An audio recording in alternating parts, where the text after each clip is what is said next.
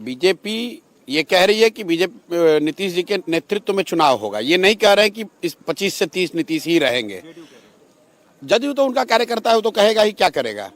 लेकिन मैंने तो कैमरे पर कहा है कि अगर अमित शाह में और नरेंद्र मोदी जी में इतना अगर दम है, राजनीतिक दम है, बिहार को समझने का दावा करते हैं, तो एक बार ये बोलकर दिखाइए कि आपका एनडीए का मुख्यमंत्री कौन होगा जीतने के बाद, कि नीतीश कुमार ही रहेंगे 25 के बाद।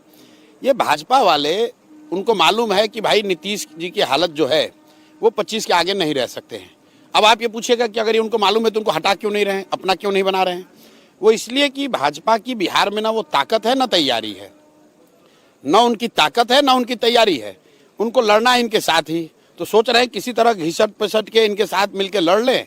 और उनका अपना आकलन है कि अगर हमको बहुमत मिल जाए कोalition को, तो नीतीश को हटाकर हम लोग अपना कोई बना लेंगे। जेडीयू को कितनी सीटें आप दे रहे हैं? इससे पहले भी आपने कई बार आकलन किया। नहीं, मैं अपना आकलन, जो लोग मेरे को पिछले 5-10 साल में फॉलो किए हैं उनको मालूम है, मैं आकलन एक बार करता हूँ फिर बदलता नहीं हूँ रोज। नीतीश कुमार के जदयू को 25 से कम सीट आएगी, चाहे वो किसी भी कोalition में लड़ लें, किसी भी कोalition में लड़ लें। जब नीतीश बाबू, आपको याद होगा, लोकसभा में इंडिया गठबंधन में थे, तो मैंने कहा था कि अगर इंडिया गठबंधन में लड़ेंगे तो इनको 5 सीट नहीं आएगा। डर के मारे भागे फिर भाजपा के साथ। अभी मैं आपको बता रहा हूं कि नीतीश कुमार को विधानसभा में जदयू को 25 सीट से कम ही आएगा। और इसके साथ ही जदयू का एज ए दल मुझे लग रहा है कि खात्मा हो जाएगा। जन सुराज में अगर आप ऑब्जेक्टिवली देखेंगे तो सबसे ज्यादा अगर किसी दल के लोग आए हैं तो वो नीतीश कुमार के दल के लोग आए हैं।